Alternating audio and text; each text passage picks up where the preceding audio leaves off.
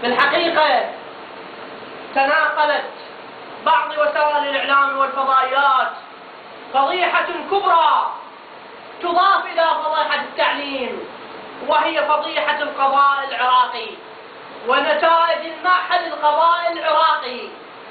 فقد أثبتت رابطة الشفافية في العراق وتدعو مجلس القضاء الأعلى إلى رفض نتائج المعهد القضائي.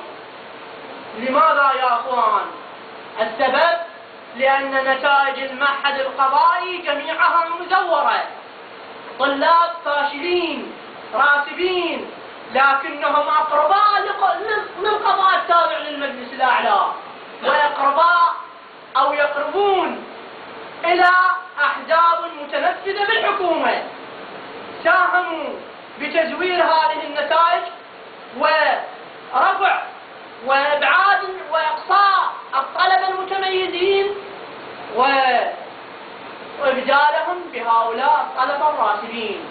وطبعا هذه ضربة كبيرة قاصمة للظهر بالقضاء العراقي.